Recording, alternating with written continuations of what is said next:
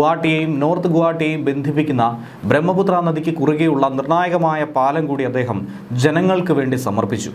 അസമിലെ ഗുവാഹത്തിയിൽ ബ്രഹ്മപുത്ര നദിക്ക് കുറുകെ നിർമ്മിച്ചിരിക്കുന്ന കുമാർ ഭാസ്കർ വർമ്മ പാലമാണ് അദ്ദേഹം ഉദ്ഘാടനം ചെയ്തത്.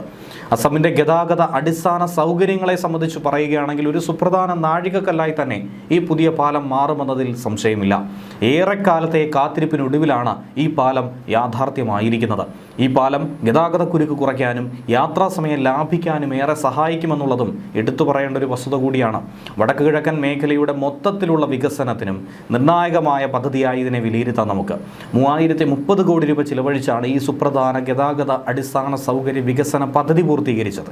ബ്രഹ്മപുത്ര നദിക്ക് കുറുകെയുള്ള ഈ പാലം യാഥാർത്ഥ്യമാകുന്നതോടെ ഗുവാഹത്തിയിൽ നിന്നും വടക്കൻ ഗുവാഹത്തിയിലേക്കുള്ള യാത്രാ സമയമെന്നത് 45-60 മിനിറ്റിൽ നിന്നും 7 മുതൽ 10 മിനിറ്റ് വരെയായി കുറയും.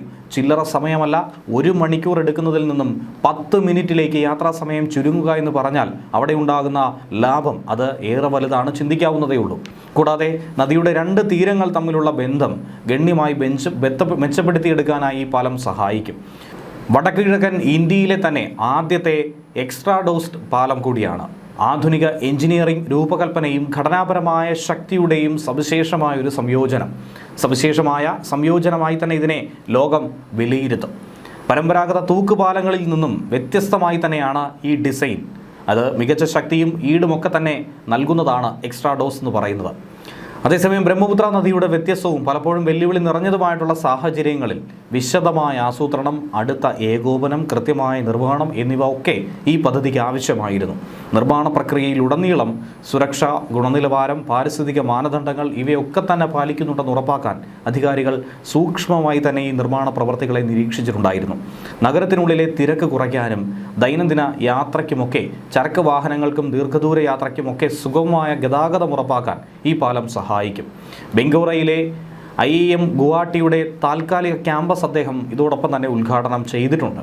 കൂടാതെ നഗരത്തിലെ വായുമലിനീകരണം കുറയ്ക്കാനും കാർബൺ ബഹിർഗമനം തടയുന്നതിന് 100ഓളം പുതിയ ഇലക്ട്രിക് ബസ്സുകളും അദ്ദേഹം ഫ്ലാഗ് ഓഫ് ചെയ്തു. ദേശീയപാതയുടെ ഒരു ഭാഗം വിമാനങ്ങൾ ഇറങ്ങാനും പറക്കാനും കഴിയുന്ന രീതിയിൽ രൂപകൽപ്പന ചെയ്തിട്ടുണ്ട്. അതാണ് ഹൈവേ കം റൺവേ എന്ന രീതിയിൽ ELF-നെ പറയുന്നത്. ELF എന്ന് പറഞ്ഞാൽ എലവേറ്റഡ് ലാൻഡിംഗ് ഫെസിലിറ്റി എന്ന് തന്നെയാണ് നമുക്കത് പറയേണ്ടത്. ഉയർന്ന പ്ലാറ്റ്ഫോം പോലുള്ള ഘടനയിൽ നിർമ്മിച്ച റൺവേ സംവിധാനം പ്രളയം പോലുള്ള സാഹചര്യങ്ങളിൽ പ്രവർത്തിക്കാൻ കഴിയുന്ന രീതിയിലാണ് ഇതിൻ്റെ ഡിസൈൻ. അടിയന്തര സാഹചര്യങ്ങളിൽ വിമാനത്താവളങ്ങൾ പോലും പ്രവർത്തിക്കാത്ത ഘട്ടത്തിൽ ഹൈവേയിലെ ഇത്തരം ഭാഗങ്ങൾ ഇന്ത്യൻ വ്യോമസേന എയർ സ്ട്രിപ്പുകളായി ഉപയോഗിച്ചെടുക്കാൻ കഴിയും വിധത്തിലാണ് ഇത് രൂപകൽപ്പന ചെയ്തിരിക്കുന്നത്. ഇത് വിമാനത്താവളത്തിന് പകരമെന്ന രീതിയിലല്ല കരുതേണ്ടത്. പകരം എമർജൻസി ലാൻഡിങ്ങിന്, എമർജൻസി ബാക്കപ്പിനായി അടിയന്തര സാഹചര്യങ്ങളിൽ ഉപയോഗിക്കാൻ കഴിയുന്ന ഒരു ലാൻഡിംഗ് സംവിധാനം എന്ന രീതിയിൽ നോക്കിക്കാണാം. യുദ്ധസമയത്ത് അല്ലെങ്കിൽ സുരക്ഷാ അടിയന്തരാവസ്ഥയിലൊക്കെ ഇന്ത്യൻ വ്യോമസേനയുടെ വിമാനങ്ങൾക്ക് ഇവിടെ വന്നിറങ്ങാൻ സാധിക്കും. സൈനിക സഹായം കൂടുതൽ വേഗത്തിലെത്തിക്കാൻ ഇത് ഏറെ ഉപകാരപ്പെടും എന്ന കാര്യത്തിലും സംശയമില്ല. വ്യോമതാവളങ്ങൾ ആക്രമിക്കപ്പെട്ടാൽ പോലും പകരം താവളങ്ങളായി ഇതിനെ ഉപയോഗിച്ചെടുക്കാൻ കഴിയും. അസം സംസ്ഥാനത്തിൻ്റെ കിഴക്കൻ മേഖലയിൽ സ്ഥിതി ചെയ്യുന്ന ഒരു മേഖലയാണ് മുറാൻ എന്ന് പറയുന്നത്. അരുണാചൽ ചൈന അതിർത്തിക്ക് സമീപമുള്ള ഒരു പ്രദേശമായതുകൊണ്ട് ഏറെ തന്ത്രപ്രധാന മേഖല എന്ന് കൂടി നമുക്ക് പറയാം. പ്രതിരോധ രംഗത്ത് ഏറെ പ്രാധാന്യമർഹിക്കുന്ന ഒരു മേഖല കൂടി. പ്രളയം, ഭൂകമ്പം പോലുള്ള ദുരന്തങ്ങളിൽ സഹായ വസ്തുക്കൾ എത്തിക്കാനും രക്ഷാപ്രവർത്തനം കൂടുതൽ വേഗത്തിലാക്കാനുമൊക്കെ ഈ റൺവേ സ്ട്രിപ്പ് ഏറെ സഹായിക്കും. യമുന എക്സ്പ്രസ് വേ, UP-യുമായി ബന്ധപ്പെടുന്ന രാജസ്ഥാൻ NH-925, ആന്ധ്രാപ്രദേശ് NH-16 എന്നിവിടങ്ങളിലെ ദേശീയപാതകൾ റൺവേ സ്ട്രിപ്പുകളാക്കി മാറ്റിയെടുത്തിട്ടുണ്ട്. മാത്രമല്ല ബംഗാൾ, ഗുജറാത്ത്, ബീഹാർ, ഹരിയാന, തമിഴ്നാട്, പഞ്ചാബ് ഉൾപ്പെടെ രാജ്യത്തെ 28 ഇടങ്ങളിൽ ഇത്തരം എമർജൻസി ലാൻഡിംഗ് ഫെസിലിറ്റികൾ സർക്കാർ നിർമ്മിച്ചെടുക്കാനുള്ള പദ്ധതിയാണ് ഒരുക്കുന്നത്. ഇതിലൂടെ തന്നെ നമ്മുടെ ആഭ്യന്തര സുരക്ഷ, അതിർത്തി സുരക്ഷ ഒക്കെ തന്നെ കൂടുതൽ ശക്തിപ്പെടുത്താൻ കഴിയും. അസമിലെ വികസന വിപ്ലവം അതിന് കൂടുതൽ വേഗം കൂട്ടുക എന്ന ലക്ഷ്യമിട്ട് തന്നെയാണ് വടക്ക് കിഴക്കൻ സംസ്ഥാനങ്ങളെ നോക്കിക്കാണുന്നത്. 5500 കോടി രൂപയുടെ മറ്റു പദ്ധതികളും പ്രധാനമന്ത്രി നരേന്ദ്രമോദി സംസ്ഥാനത്തിന് സമർപ്പിച്ചു കഴിഞ്ഞു. അസം ഗവർണർ ലക്ഷ്മൺ പ്രസാദ് ആചാര്യ, മുഖ്യമന്ത്രി ഹിമന്ത ബിശ്വ ശർമ്മ, കേന്ദ്രമന്ത്രി സർബാനന്ദ സോനോവാൾ എന്നിവരുടെ സാന്നിധ്യത്തിലായിരുന്നു ഇന്നത്തെ ഉദ്ഘാടനം.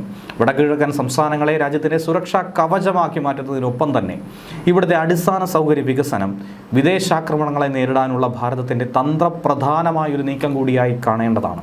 ചൈനീസ് അതിർത്തിയിൽ ഈ സേനാവിന്യാസം കൂടുതൽ വേഗത്തിലാക്കാൻ ഹൈവേ, റൺവേ നിർണായക ശക്തിയാകും, കരുത്താകും എന്ന കാര്യത്തിൽ യാതൊരുവിധ സംശയവുമില്ല. വടക്ക് കിഴക്കൻ ഇന്ത്യയിലെ ആദ്യത്തെ എമർജൻസി ലാൻഡിംഗ് ഫെസിലിറ്റി എന്ന രീതിയിൽ അസമിലെ മൊറാനിൽ പ്രധാനമന്ത്രി നരേന്ദ്രമോദി നേരിട്ടിറങ്ങുന്നു. അദ്ദേഹം ഉദ്ഘാടനം നടത്തിയിരിക്കുന്നു.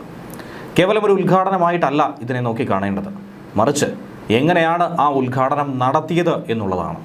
ചൈനയുമായി ഏറ്റവും അടുത്ത അതിർത്തി പങ്കിടുന്ന ഈ മേഖലയിൽ, ഈ എയർ സ്ട്രിപ്പിൽ വ്യോമസേനയുടെ പടുകൂറ്റൻ C-130J വിമാനത്തിലാണ് ഹൈവേ റൺവേയിലേക്ക് നേരിട്ട് പ്രധാനമന്ത്രി നരേന്ദ്രമോദി ഇറങ്ങി ഭാരതത്തിൻ്റെ സൈനിക ശക്തിയും നിർമ്മാണ വൈദഗ്ധ്യവും ലോകത്തിന് മുന്നിൽ വിളിച്ചോതിയതും ചൈനയ്ക്ക് കടുത്ത താക്കീത് നൽകിയിരിക്കുന്നതും. ചൈനീസ് അതിർത്തിക്ക് തൊട്ടടുത്ത യുദ്ധവിമാനങ്ങൾക്ക് അടിയന്തരമായി പറന്നിറങ്ങാൻ പാകത്തിലാണ് ഈ ദേശീയപാതയെ റൺവേ ആക്കി മാറ്റിയെടുത്ത ഈ പദ്ധതി. മോദി സർക്കാരിൻ്റെ അഭേദ്യമായ ഭാരതമെന്ന ലക്ഷ്യത്തിലേക്കുള്ളൊരു വൻ വിജയമായി തന്നെ ഇതിനെ പലരും ഇതിനോടകം തന്നെ വിലയിരുത്തി കഴിഞ്ഞു. വരാനിരിക്കുന്ന തിരഞ്ഞെടുപ്പിന് മുന്നോടിയായി ഒരു ദിവസ സന്ദർശനത്തിന് വേണ്ടിയാണ് പ്രധാനമന്ത്രി നരേന്ദ്രമോദി ഇപ്പോൾ അസമിലെത്തി പല വികസന പദ്ധതികൾക്ക് ചിറക് ചബുവ എയർഫീൽഡിൽ നിന്നും എത്തിയ അദ്ദേഹം ദേശീയപാത 37 ലാൻഡ് ചെയ്തത്. 100 കോടി രൂപ ചെലവിൽ നിർമ്മിച്ച ഈ സൗകര്യം രാജ്യത്തിൻ്റെ പ്രതിരോധ മേഖലയ്ക്കും ദുരന്ത നിവാരണ പ്രവർത്തനങ്ങൾക്കും വലിയ മുതൽക്കൂട്ടാകുമെന്നതിലും സംശയമില്ല. ഇന്ത്യയുടെ വടക്ക് കിഴക്കൻ മേഖലയിലെ രക്ഷാപ്രവർത്തന ദുരിതാശ്വാസ ദൗത്യങ്ങൾ കൂടുതൽ വേഗത്തിൽ വിന്യസിക്കാൻ അനുവദിക്കുന്ന തരത്തിൽ ദ്രുത പ്രതികരണത്തിനുള്ള ഒരു സുപ്രധാന നേട്ടമായി തന്നെ വിലയിരുത്തുക. ചൈനീസ് അതിർത്തിയോട് ചേർന്നാണ് ഇത്തരത്തിലൊരു എമർജൻസി ലാൻഡിംഗ് ഫെസിലിറ്റി നിർമ്മിച്ചിരിക്കുന്നത് എന്നുള്ളതും ഏറെ തന്ത്രപ്രധാനമായിട്ടുള്ളൊരു വിഷയമാണ്. അതിർത്തിയിലെ ഒരുക്കുമുഷ്ടി എന്ന് തന്നെ നമുക്കിതിനെ വിലയിരുത്താം. ഏതടിക്കും കനത്ത തിരിച്ചടി നൽകാൻ സാധിക്കുന്ന രീതിയിലുള്ള ഒരു പ്രതിരോധ കവചം. ചൈനീസ് അതിർത്തിയിൽ ഇനി ഏതെങ്കിലും തരത്തിൽ പ്രകോപനമുണ്ടായാൽ നിമിഷങ്ങൾക്കുള്ളിൽ തന്നെ നമുക്ക് തിരിച്ചടി നൽകാൻ ഈ സംവിധാനം ഭാരതത്തെ സഹായിക്കുമെന്നതിൽ സംശയമില്ല. അതോടൊപ്പം തന്നെ എടുത്തു പറയേണ്ടത് ഈ കരുത്തനായ ഭീമനായ വിമാനം മാത്രമല്ല, റഫേൽ, സുഖോയ് 30 തുടങ്ങിയ അത്യാധുനിക യുദ്ധവിമാനങ്ങളും ഈ ഹൈവേയിൽ പറന്നിറങ്ങി തങ്ങളുടെ പ്രഹരശേഷി തെളിയിച്ചു കഴിഞ്ഞു. യുദ്ധവിമാനങ്ങൾക്കും ട്രാൻസ്പോർട്ട് വിമാനങ്ങൾക്കും ഒരേപോലെ തന്നെ ഉപയോഗിക്കാൻ കഴിയുന്ന ഒരു റൺവേ എന്ന രീതിയിൽ ഇത് മാറുന്നു. ദിബ്രുഗഡ് വിമാനത്താവളത്തിന് ഒരു ബദലായി തന്നെ ഇത് പ്രവർത്തിക്കുമെന്നുള്ളതാണ് സവിശേഷത. 40 ടൺ വരെയുള്ള യുദ്ധവിമാനങ്ങളെയും 74 ടൺ ഭാരമുള്ള വലിയ വിമാനങ്ങളെയും ഒക്കെ ഇതിന് വഹിക്കാൻ ശേഷിയുണ്ടെന്നാണ് ഇതിലൂടെ തെളിയിച്ചിരിക്കുന്നത്. ലാൻഡിങ്ങിന് ശേഷം തേജസ്, സുഖോയ്, റഫേൽ തുടങ്ങിയ യുദ്ധവിമാനങ്ങൾ അണിനിരന്ന ഏകദേശം 40 മിനിറ്റ് നീണ്ട വ്യോമാഭ്യാസ പ്രകടനത്തിനും പ്രധാനമന്ത്രി സാക്ഷ്യം വഹിച്ചിട്ടുണ്ടായിരുന്നു. വ്യോമസേനയുടെ കരുത്തരായ ഗരുഡ് കമാൻഡോകളുടെ പ്രകടനവും അഡ്വാൻസ് ലൈറ്റ് ഹെലികോപ്റ്ററുകളുടെ രക്ഷാപ്രവർത്തന പ്രദർശനവും ചൈനീസ് അതിർത്തിയിലെ ഇന്ത്യൻ സൈന്യത്തിൻ്റെ തയ്യാറെടുപ്പുകളെ തന്നെയാണ് പരോക്ഷമായി വ്യക്തമാക്കിയത്. പ്രകൃതിക്ഷോഭങ്ങൾ ഉണ്ടായാലോ, യുദ്ധമുഖത്ത് വിമാനത്താവളങ്ങൾ തകർന്നു പോയാലോ ദിബ്രുഗഡ് എയർപോർട്ടിന് ബദലായി തന്നെ, സമാന്തരമായി തന്നെ നമുക്ക് ഈ ഹൈവേ ഉപയോഗിക്കാനായി സൈന്യത്തിന് സാധിക്കും.